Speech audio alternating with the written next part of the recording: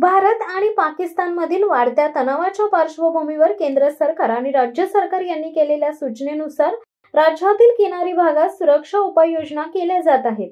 या अंतर्गत रायगड पोलिसांनी विविध विभागातील अधिकारी कर्मचारी समन्वयाने समुद्रकिनारी, बंदरे, गोदी आणि सागरी मार्गांसह सर्व किनारी भागात फोकस अभियान अंतर्गत गस्त वाढवली आहे। या गस्ती दरम्यान तपासणी करीत असताना साळाव तपासणी नाका व कोर्लई येथे 5 डमी आतंकवाद्यांसहित डमी RDX व 1 रायफल मिळून आली आहे। पहलगाम येथील पाकिस्तानी अतिरेकी यांनी निष्पाप पर्यटकांवर केलेल्या हल्ल्यानंतर दोन्ही देशात तणाव वाढलाय। भारत आणि पाकिस्तानमधील या वाढत्या तणावाच्या पार्श्वभूमीवर रायगड पोलिसांनी फोकस सुरक्षा कवच नावाचे ऑपरेशन रायगड जिल्ह्यातील पोलीस स्टेशन अंतर्गत सुरू केले आहे। या उपक्रमाअंतर्गत सागरी गस्त वाढवण्यात आली आहे। अपर पोलीस अधीक्षक अभिजित शिवतरे, सागरी सुरक्षा विभागाचे पोलीस निरीक्षक अभिजित भुजबळ यांच्या सूचनेनुसार रायगड जिल्ह्यातील रेवदंडा पोलीस ठाण्याचे प्रभारी सहाय्यक पोलीस निरीक्षक श्रीकांत किरवले यांच्या मार्गदर्शनाखाली फोकस नामक सागरी सुरक्षा कवच अभियान 13 मे 2025 रोजी आयोजित करण्यात आले होते। फोकस या अभियान अंतर्गत रेवदंडा पोलीस स्टेशन अंतर्गत समुद्रातून काही डमी आतंकवादी हे RDX व रायफल्स घेऊन जात असून ते कुठल्या तरी समुद्र किनारी अथवा खाडी किनारी उतरण्याचा प्रयत्न करतील असा संदेश फिरवण्यात आला होता। या संदेशाच्या अनुषंगाने रेवदंडा पोलीस ठाण्यातील कर्मचारी आणि सागर सुरक्षा दलाचे सदस्य तसेच इतर विभागाचे सुरक्षा रक्षक यांची गस्ती वाढवण्यात आली। मुरुड तालुक्यातील कोल्लई येथील मच्छीमारी जेटीवर लक्ष्मी बोट नंबर इंडिया MH03MM4585 या बोटीतून 2 इसम हे उतरत असून त्यातील एकाने शर्ट पॅन्ट तर दुसऱ्याने टी-शर्ट व पॅन्ट परिधान केली आहे। त्यांनी त्याची हालचाल ही संशयास्पद असून त्यांच्याकडे काही सामान देखील आहेत।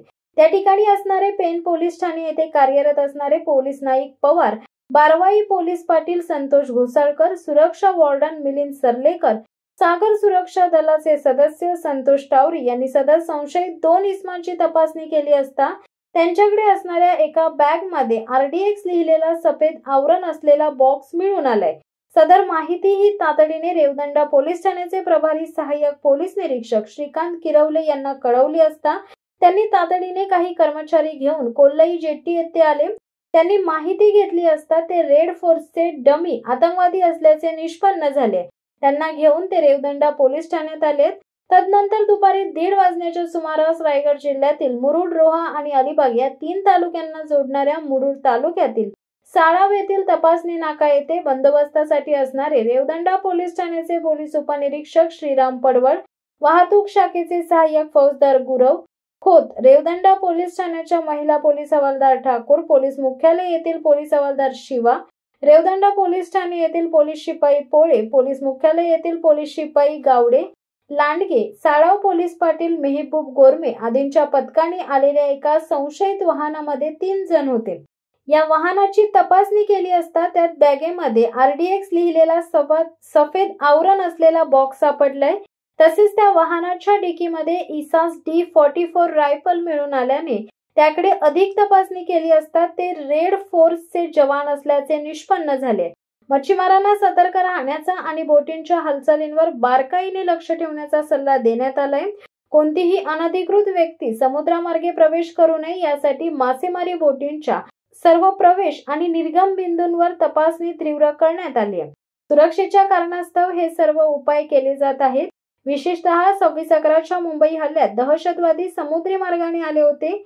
खबरदारीचा उपाय म्हणून नागरिकांना सतर्क राहण्याचे आणि कोणत्याही संशयास्पद व्यक्ती किंवा हालचालींची माहिती ताबडतोब पोलिसांना किंवा जवळच्या सुरक्षा एजन्सीला देण्याचे आवाहन रायगड पोलीस दलाकडून करण्यात आले आहे।